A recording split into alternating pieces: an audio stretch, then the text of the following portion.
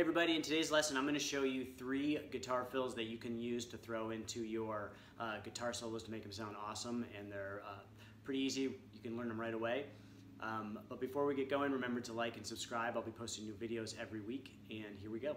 Alright, so all of these fills are going to be based in the key of E, but they can be moved anywhere up and down the fretboard, played in any key. And they're also based on the minor pentatonic scale, so they sound good in most rock songs. So to get going, the first one we're going to do, this is kind of a common blues phrasing, and we're going to start up at the 12th fret, and I'll play it, and then I'll break it down for you. So you can throw this into a lot of leads, and basically what you're going to do is you're going to bridge your first finger across the 12th fret on the B and E strings, kind of like you would play like a Chuck Berry style bend. And then you're going to play with your ring finger on the 14th fret and your middle finger on the 13th fret of the G string. And it goes like this. So your first finger is playing all the notes on the 12th fret, your middle finger is playing the 13th fret on the G string, and your ring finger is playing the 14th fret on the G string. So real slowly.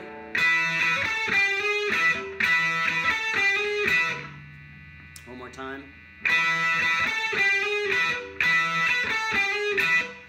And you can play this, fast.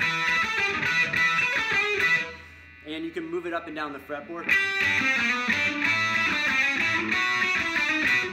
Kind of sounds cool in an ascending pattern.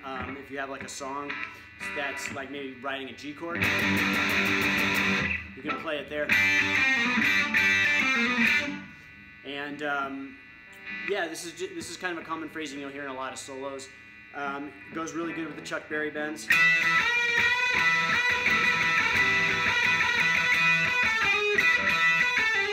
Alright, so the next one is kind of a cool thing to throw in at the beginning or at the end of leads, or I mean, you can play it pretty much anywhere. It's a little tricky. It's a 3-note progression. Again, we're going to play it in E. We're going to do it so that's at the 12th fret. And we're going to play on the E and B string. And I'll play it for you, then I'll break it down. And you can do this like over and over again. And it really sounds like you're playing a lot faster than you kind of are. So I'll break it down real slowly. You're going to play on you're going to play with your ring finger on the 15th fret, your middle finger on the 14th fret, and your first finger on the 12th fret. Some people will, instead of with their ring finger on the 15th fret, they'll play with their pinky, so they'll go like this. But up here where the frets are a little bit smaller, I like to play with my more dominant fingers, which are the top 3. And so all you're going to do is you're going to play the 15th, 14th, 12th fret. So you're going to pick it once, and then you're going to move down to the next string.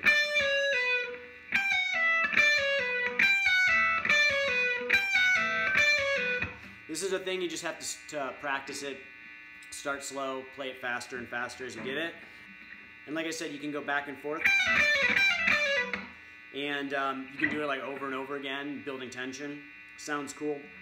Now, if the 3-note phrasing is a little tricky for you, you can also do 2 notes at the 15th and 12th. So you can go something like, and you can do it faster and faster. And it also sounds really cool like that.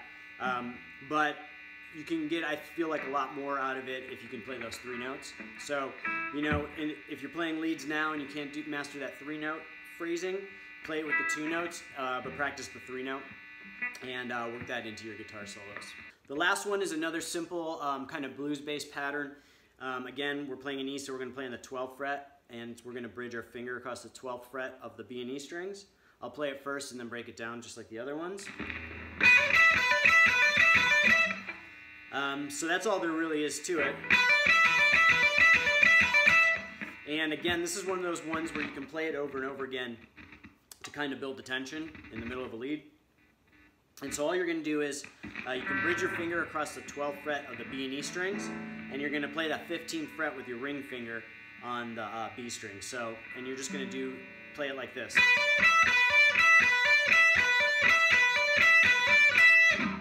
And you can start it out kind of slow, just figuring it out. and you can play it faster and faster. And yeah, that kind of phrasing, you can kind of put it in the middle of the lead, like if you're playing.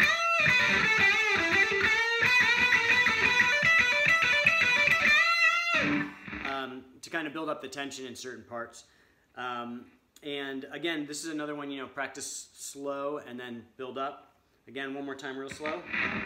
And I'll do it without bridging my fingers so you can kind of see it a little better.